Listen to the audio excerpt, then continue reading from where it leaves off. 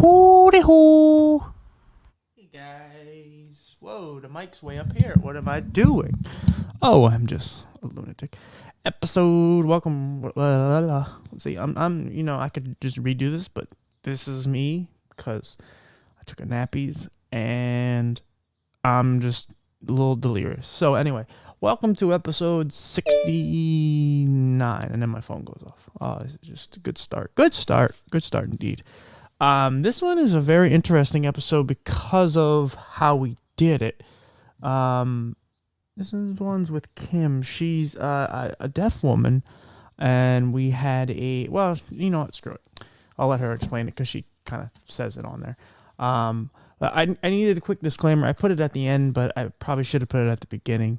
So I'm a dumb, perverted idiot, and I have weird well, I did. Now it's not happening anymore because I know I'm just going to do it again. And so I just don't want to have it go off during the podcast again. So, my podcast or my phone would have little shortcuts. You put the cable in the phone and it just says like, oh, fuck yeah, and other shit. So it just dumb stuff.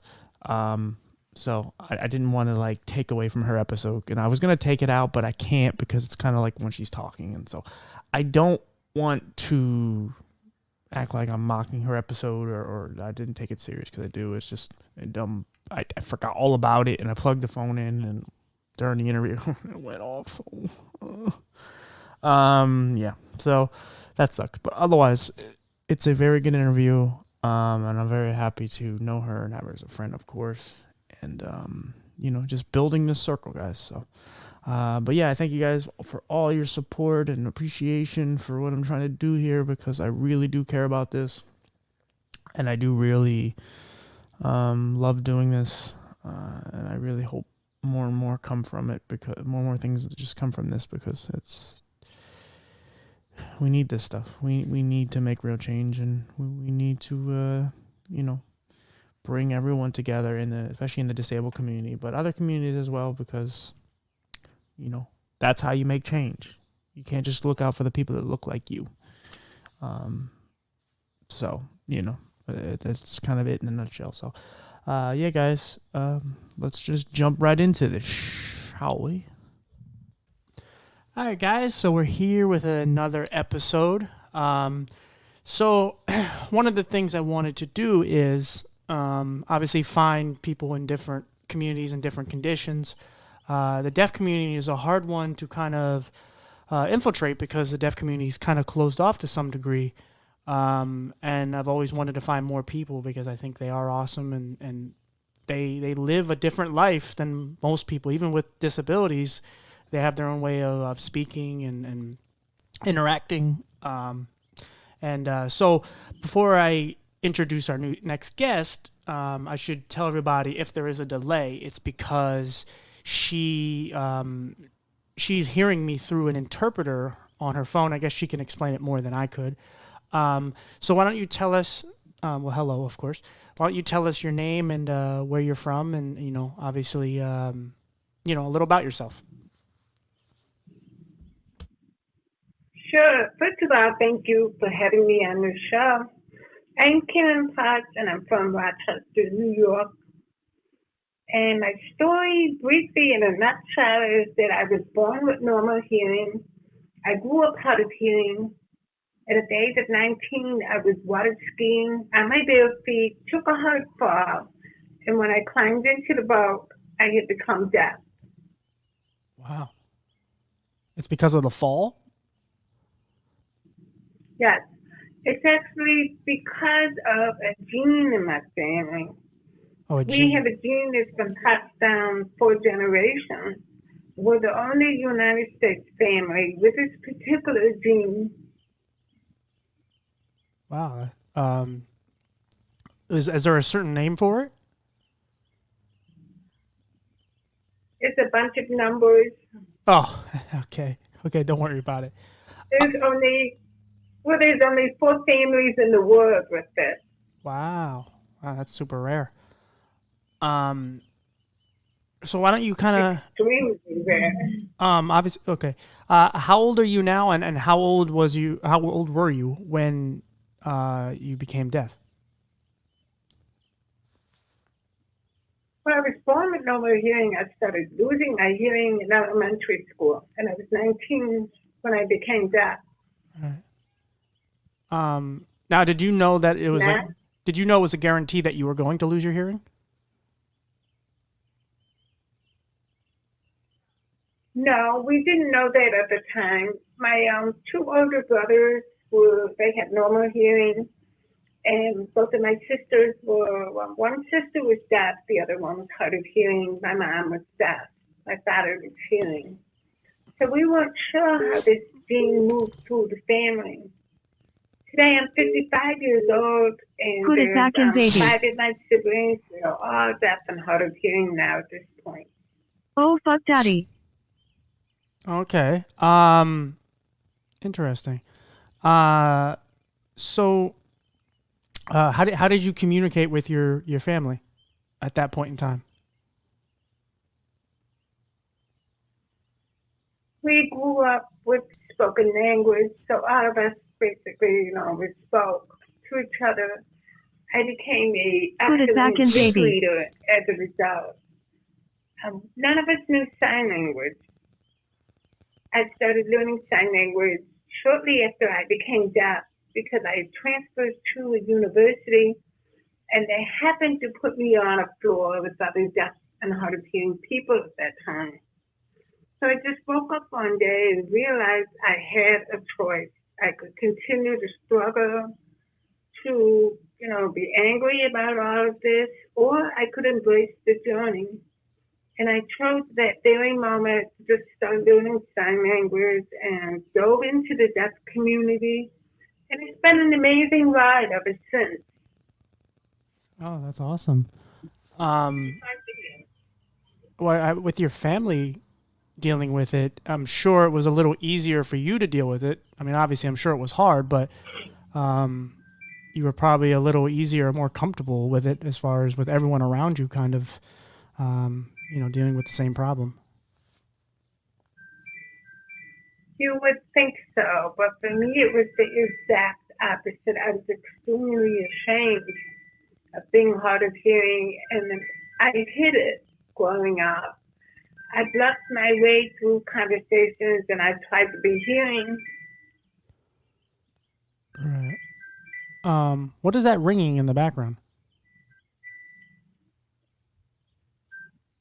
Sorry, the other phone's ringing here. Oh, okay. I didn't know if it was something you had. Oh, yeah. Okay. So again, obviously you were young and being a girl, like I'm sure, being sensitive and just worrying about, obviously just how you look and how people perceive you. How are you, like, were you dealing with some depression and everything when it comes to the time you were starting to lose it? Yes, yes. Throughout my childhood, there were moments of definitely depression, just feeling like I never measured up or was good enough because everyone around me had normal hearing. I was the only student in school at that time who was hard of hearing. To think about it, if you're surrounded by people who are, quote, normal and you are not, then you just feel like the odd one out. You feel weird. You feel very different. You feel like nobody else understands. That was my experience growing up. Even though I had a sister who was deaf, she was much older than me. She was 16 years older. Okay. Yeah. I mean, again, everybody, it affects differently. I mean, you kind of, when you see people going through their problems, you can kind of, if you're willing to accept it and understand them, it's easier to be a friend to them than it is to when you're actually going through it and someone's telling you it's going to be okay.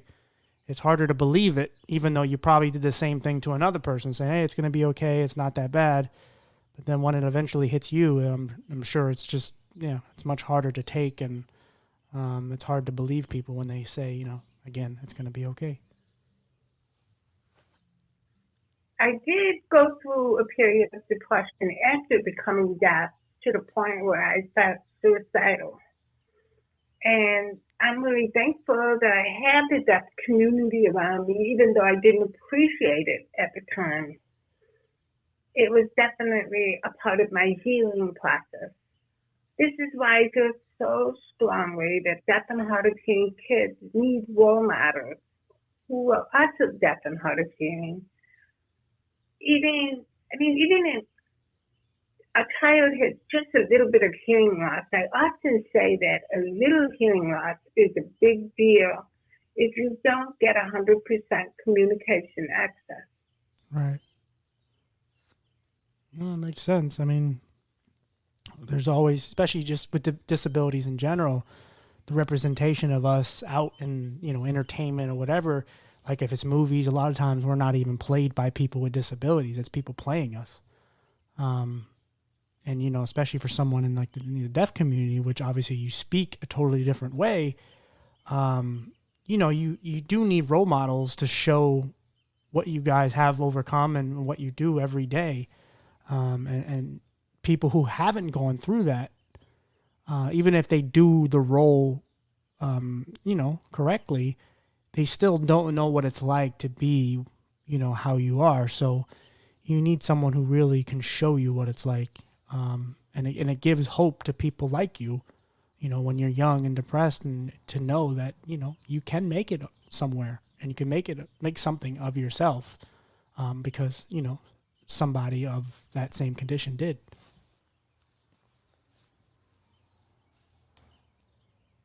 Speaking of Hollywood, that is a pet peeve of mine. I see this over and over again, where a able-bodied actor will be selected for a role.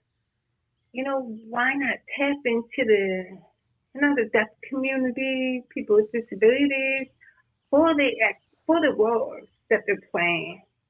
Yeah. I mean, a lot of times you'll see people play other people with special needs, and then they'll go and win an Oscar, and it's like, but you know nothing of that. And it seems like people get, rewarded based on playing sick people or playing people, with mental problems, because it's so far from what they actually are.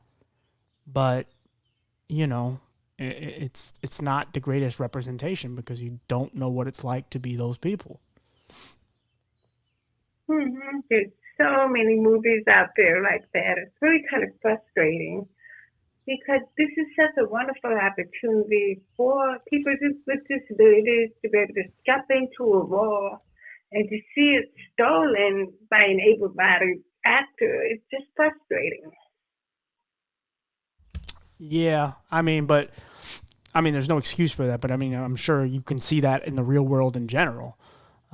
People steal opportunities from us all the time because 75% of us are, unemployed, and it's not helping.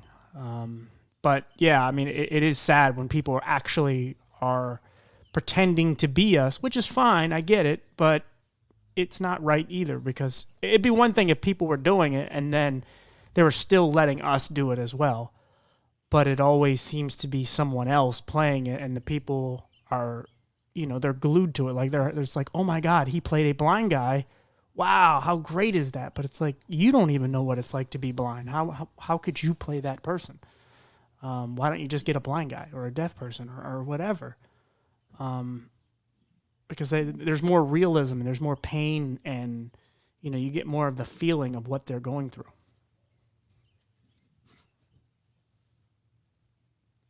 Definitely. Can you explain like how we're communicating right now, just for the audience? Sure. I have a video phone in front of me, and it's made by a company called DVRS Poco. And right in front of me is a sign language interpreter, and she's listening in on our conversation and signing every word that you say. I'm speaking directly into the video phone so that you can hear me. Other people who use American Sign Language, the interpreter will voice for them. Yeah, that's really awesome. How long did it take It you? is. Yeah, oh, before I get into my next question, what was I going to say? Oh, what is it like? Like, what do you feel like with the people, all the technology that is becoming like made for people with disabilities? Like, don't you think it's like awesome how much, there's people out there that are actually taking the time to make stuff just specifically for our conditions and to make our lives better? I think technology is absolutely amazing. I mean, it definitely has leveled the playing field in many areas. At the same time, that being said, we still have a long ways to go. If you think about how much is auditory accessible to you, it's often inaccessible to me, and vice versa if you need, photo descriptions and things. So we still have a You long are way to banned go from the to equalize premises. that playing field. Sorry, my phone's going off.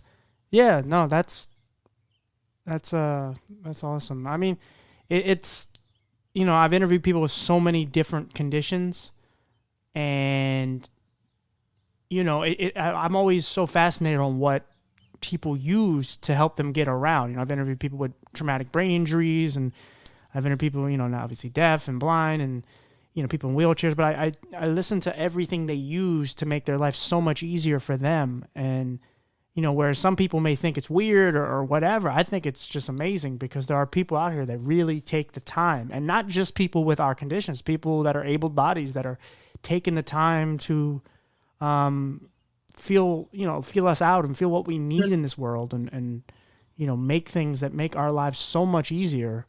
And if we didn't have them, it would be a huge detriment to what we're doing in life. Think about how amazing it is that a blind guy and a deaf gal are having a conversation on a podcast right now.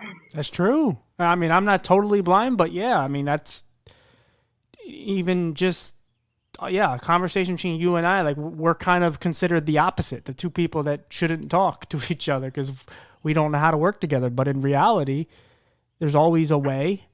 And, you could help me see where we're going, and I can help hear what other people are saying. Like, we can help each other. I mean, obviously, I need to learn sign language. But, yeah, I mean, that's kind of the goal. Like, you just work together, and it's amazing that, that's a good point. You and I just are talking, and, how many years ago maybe that wasn't possible.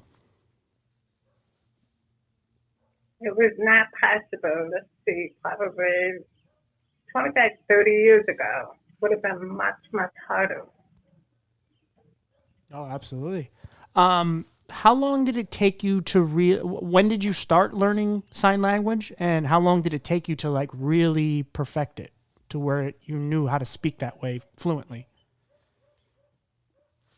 I would say that it took me about 2 years. I was fully immersed though from day one. I mean, the day that I made the decision, I was really fortunate because I was at a college that had a program with about 150 deaf and hard of hearing people. So I was living in a dorm exposed to it. By the end of the second year, I was actually teaching it and substituting for my hearing instructors at the college. Oh, okay. Now, did you start learning it before you started to lose your hearing, as far as because of your mom and stuff, or did you learn? Were you specifically starting to learn it just based because of you? No, my family they grew up with spoken language. No one in my family knew sign language. So I didn't know it until that day that I started making that decision, which was probably a couple of months after becoming deaf. Didn't you say your mom is deaf? My mom, yeah, she started losing her hearing as a teen, and then when she was 27 years old, in the middle of a party, a barbecue, she went deaf. Wow. Now, was this before you became deaf? Oh, that was before, yeah, long before I was born. Okay. So what I'm getting at is, if you didn't know sign language until you became deaf, how did you communicate with your mom? We used spoken language. We lip read. My mom was very easy to understand. Oh wow, okay, that's good. Yeah, I mean, I guess that's more where my knowledge is out of date because I would have thought you would had to use sign language, but um, yeah, I mean, like I said, it must help that you have her and people in your family to kind of help you out and get you through the process of losing your hearing. Where it's in some people they just lose their hearing and it's not a gene in their family. They whatever happens, they were born that way or something traumatic happens. Whereas you, like, they can kind of ease your way through it and help you become comfortable with it. The oddest thing is that my mom and my sister and I, we didn't talk about it. I mean, I was away at college shortly after it happened. And by the time I came home for Thanksgiving, I had made the decision to embrace it. So during that time, there were a lot of dark nights, but I really feel blessed because when I got up and I made that decision, it just literally changed my life. Yeah, of course. How has that affected your, like with dating? Do you have to, do you feel like you specifically, do you feel like you have to date someone who is deaf or just try to find someone who's really understanding and who's willing to learn or has already learned sign language? I got really lucky because I met my husband in the dorm and we went out to a restaurant with a group of people. And normally I would be very afraid to go out with a group because of conversation. But I was lonely, I was bored at that time, and then my husband Joe happened to sit across from me and we just started talking. We hit it off. We've been married 32 years and we have 3 kids that are deaf and hard of hearing. Also, so you have kids too. I do. They're young adults now. And they all have that gene as well? They all have that gene. They were all born with normal hearing, and they started losing their hearing at 2, 4, and 2 years of age. Wow. And I'm only asking this because I know, being a mom, you're super protective, and anything that ever happens to them, you obviously feel some guilt. Do you have any of that kind of guilt? The fact that you gave them what's causing their problem? In the beginning, it was really ironic because my husband mentioned it. When we had come home from the hospital and my oldest son was diagnosed, he basically pointed it to my family. And he was right. I mean, we didn't know at the time. But you know what? We both enjoy being deaf. We like our life.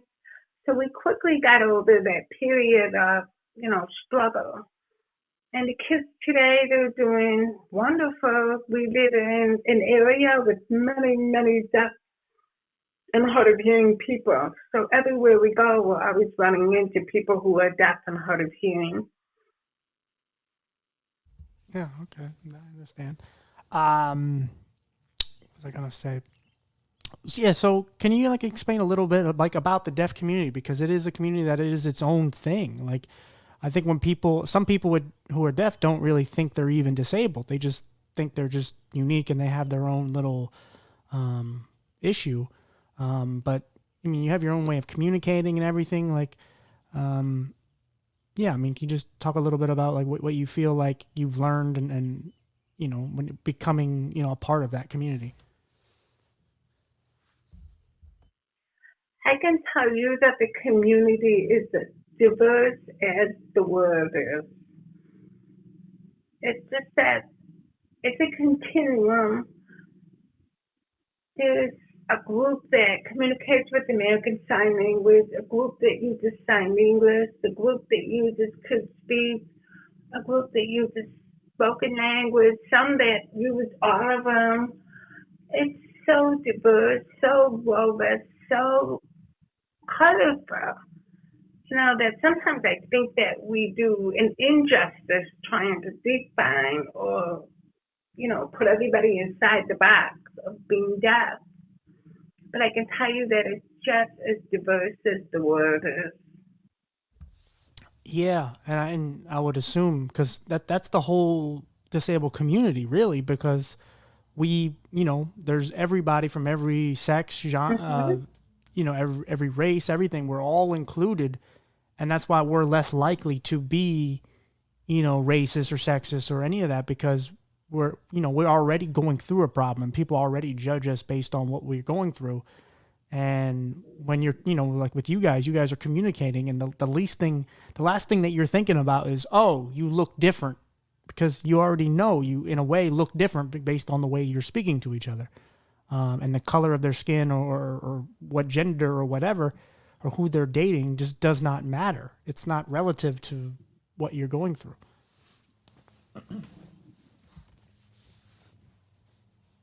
That's the beauty of it. Everybody is so diverse and different. Yeah. What one experiences, another may not. Right, absolutely. Yeah, it's again, there's good and there's bad of every community, but yeah, I mean I think that's the beauty of the whole disabled community and the deaf community. It's one of those things where you just look at them and it's like we just again, there's some hateful people in each community, but they're in general you just look at it and you're like we don't care about stuff like that because we don't have time for it. Like we have to take care of ourselves. We have a lot of things that get in our way.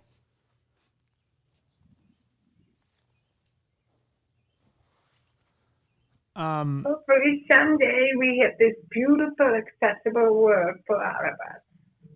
Yeah. Of how many years have you been deaf? I'm 55 now, and I became deaf at 19. I'm terrible at math. Right. Okay. Don't worry about it. I just got home from work, so I'm not going to think about it. So let the audience do their math.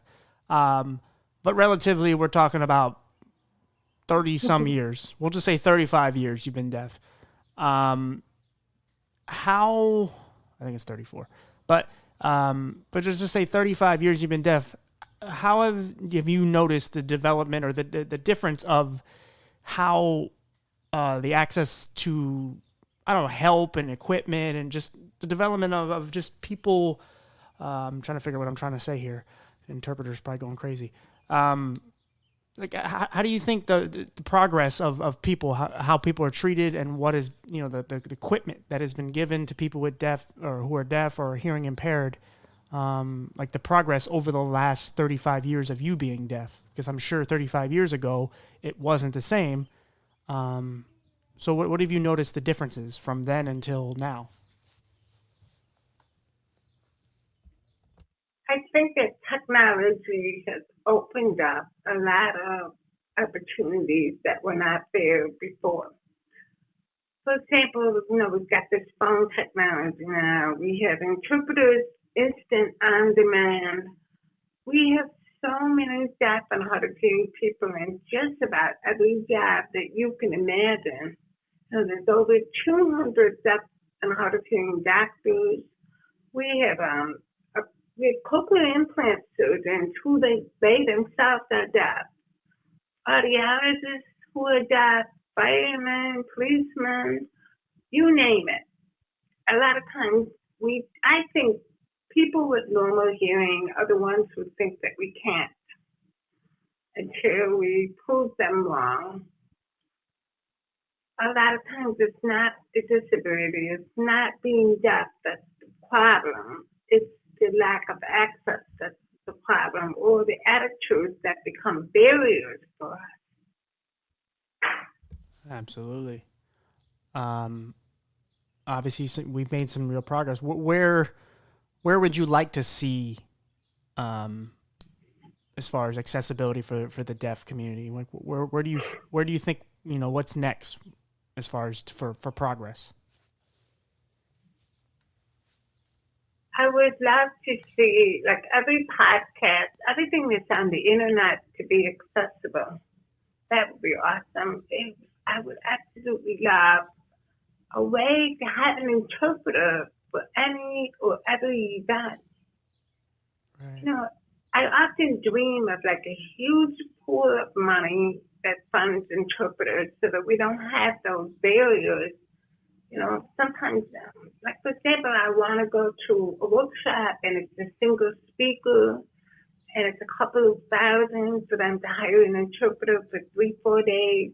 That's often the big barrier. You know, and I would love to see that solved. Yeah, that would be awesome.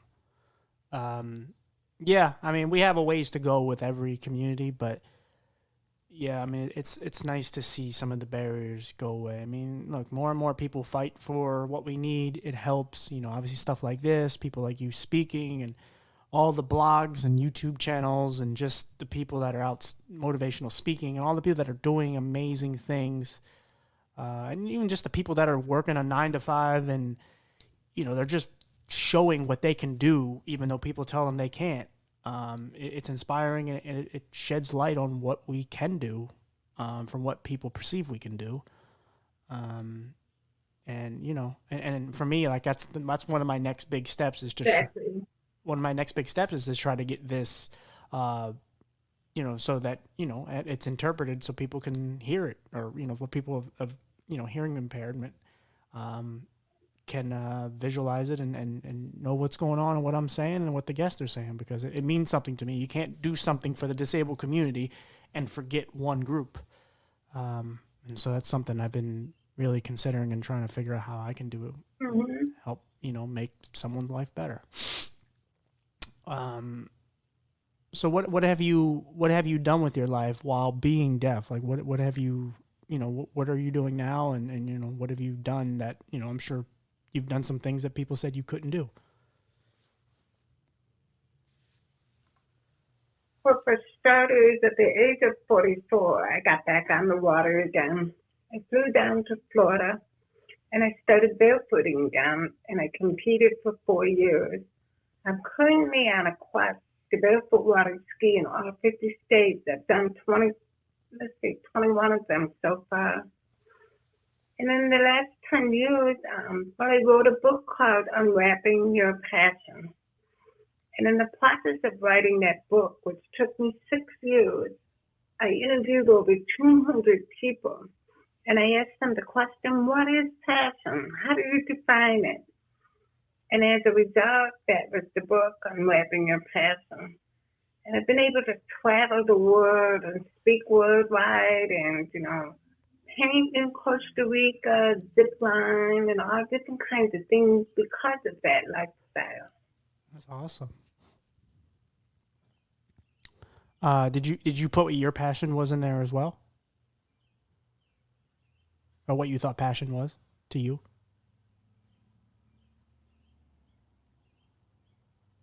Well, yes, it is. After interviewing so many people, there was a woman who gave me a definition that was so brilliantly simple.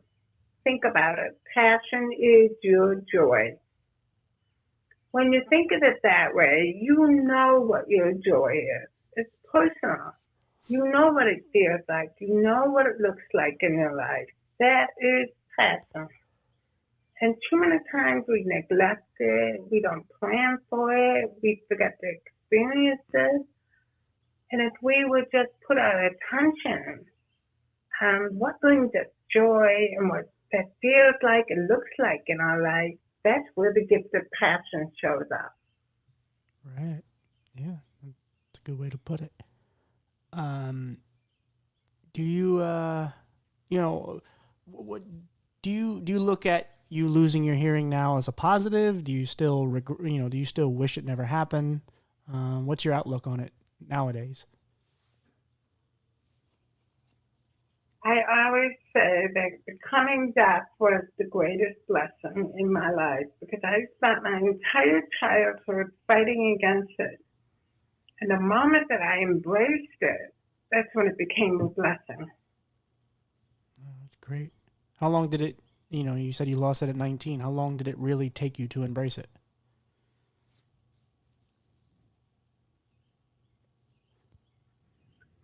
I would say that it took probably was the better part of a year to really get into that place where I stopped crying, where I identified myself as that person. It took almost a year. Okay, not too bad. That's awesome.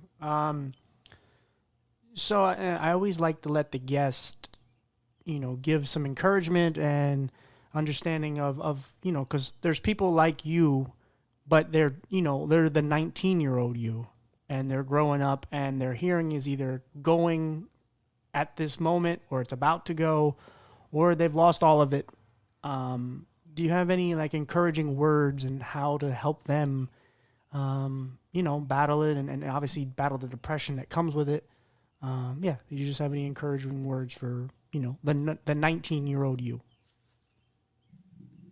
I do because I actually coach people through that. That's part of the business that I do is coaching. And I often coach people who are hard of hearing, losing their hearing. And part of the process of embracing the journey is absolutely sitting down and really being truthful with yourself. What are the areas that you are missing out communication in your life? What are the areas where you're stuffing down the emotion? What are the areas where you are pretending to be somebody you are not? And what are the areas where technology might help with communication, but maybe you're too embarrassed to use it? There's a lot of things that go in with the journey. But step by step by step, we can get people into the place where, yes, maybe it's still painful to be hard of hearing, to be newly deaf, but there's that moment when you embrace the journey. That's when the energy around the whole experience starts to shift. Because no longer do you hide who you are, and no longer do you accept people who put up the barriers or who won't meet you halfway through communication. Yeah, that's very well said and very profound. Yeah, that's thank you. That's really sweet. Um, thank you for doing this. I think you're a really strong person. I'm very happy that you overcame your demons and you were able to push back and accept who you are. A lot of people can't do that. Honestly, I'm not even one of them. I'm trying my best to fight off mine, and I win some battles, I lose some, but it's amazing to see what you've overcome and just that you give back. Um, do you think do you really? I mean, you're basically an advocate for people who are deaf. Like, what I mean it's pretty obvious, but what made you get into that? From you went from someone who didn't, you were afraid of becoming that, and now all you want to do is give back.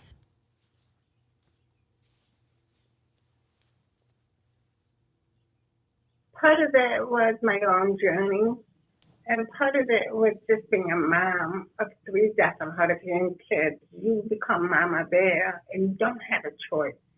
The system doesn't work well for people who are deaf and hard of hearing.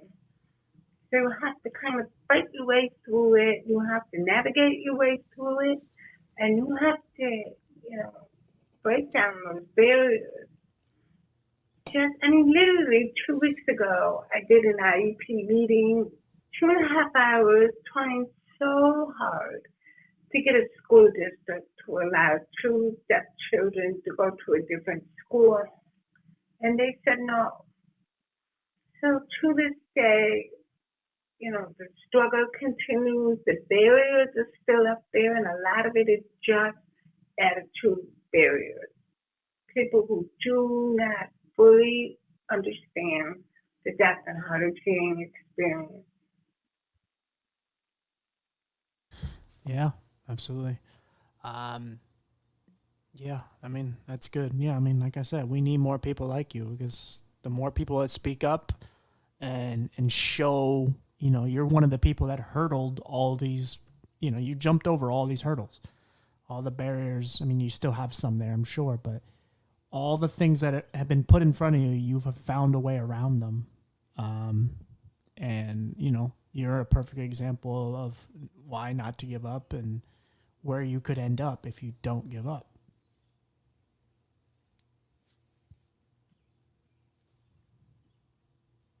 Thank you. Yeah. Is there anything else you would like to say? Otherwise, you know, this is about it. You did great. This was great. Thank you so much for the opportunity to share. Of course, you were awesome, and you know your story's well deserving, and it needs to be told. And thank you for allowing me to tell it.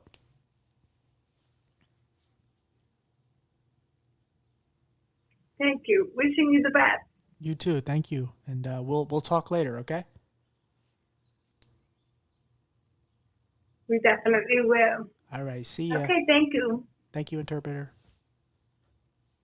All right. Bye-bye. Bye. Thank you. All right, guys, that was fun. Yeah, it's a little difficult because you know there is a delay, and I think I might leave it in there just to show you what she has to go through. Because if I take it out, it just seems like she hears everything perfectly. I mean, and I'm not doing it to make her look, you know, sound weird or anything like that. But you know, it kind of gives you the gist of what I'm dealing with and how we're communicating with each other. It gives it a more realistic feel, I suppose. Just a couple notes. Bullet, what do you want? Huh? Yeah? You're not going to meow for us? No? Okay. He doesn't do anything on command, does he? Oh, there he is. He jumped up on the couch. Hi, big guy. I don't want to scratch your ass. Yeah. That poor interpreter had to deal with me and how fast I talk. I'm sorry, Miss or Mister. There's that. If you hear any stupid sound effects, like there was one that said, oh, what did it say? I'll put it back in, baby. I swear I wasn't watching porn. I have these little shortcuts, and they just say silly things because I'm just a silly boys. And when I plug in my charger, or I take it out, so when I took the charger out of it, it said, "Oh, put it back in, baby." And it's just, look, I'm just an idiot. Okay, so ignore that. I'm gonna try to get some of it out, but if I don't, that's what it is. Just so you know. And then there's another one that went off for when I put the do not disturb on, because I put that on so I don't hear any calls, or so no calls go through, or no, because Noah was trying to call me. Piece of. And so I had to end that call and whatever. So when I put the do not disturb on, it says you are banned from the premises, which is a reference of a guy that used to do mobility training and stuff for where I work, and he got kicked out of the building for some stupid stuff, just kind of telling the employees that were visually impaired not to work there. And he called me once to meet up, and he said, well, we need to meet at your house or somewhere else. And I said, why can't you just come here? And he said, well, because I am banned from the premises. So that's what that is. It's just a bunch of nonsense. So I realize I'm just an idiot. But yeah, guys, that was fun. Yeah, like I said, season 2, we're tackling everything. I don't care what disability you got, as long as you have a story and you're willing to tell it and be honest about it and all that. Birdies are in the background chirping. I believe I have a package I have to go to my mailbox that it's 88 degrees or whatever it is. So I have to go walk in that to pick that up. I know, poor me. And I gotta call Noe. Yeah, guys, thank you for the support. Please subscribe and please share. It's super important. It gets out to people. The more people subscribe and you comment and all that stuff helps to draw traffic to the podcast. You know, like I said, I try my best to support these people, and this isn't just for me. It's for them too. Like I said, it means a lot to me. And if you give a shit about me at all, or you like this podcast, please just do those things. I'm not asking for money. I'm not asking for anything. Even if I get ads, like, you know, maybe I'll put some stuff out there. But overall, like, I could ask for money. I don't, because I you know, it's not where I'm at. I do okay financially, and I just want to do something good in this world. I've been really down and depressed lately and dealing with my demons, but I will never give up on these people. And so I just need your help. And all I ask for is please just comment, subscribe, share with people that you know it can help, or just whoever, because one person it could hit one person differently. It could save their life, and it may hit a person out there in a way that they want to share it with a much bigger group of people, and then they want to listen, and that's how you know, it's word of mouth. That's how things work. I know you all have things to do in your life. I know things, you know, not everyone's going through their stuff, and like I said, if you can just take a little time just to do those things, I'm forever grateful. I love the support. I appreciate every one of you guys and gals. And yeah, I will see you on the next one. Okay, take care, guys, and you know, fight your demons and just keep winning. All right, guys, see ya.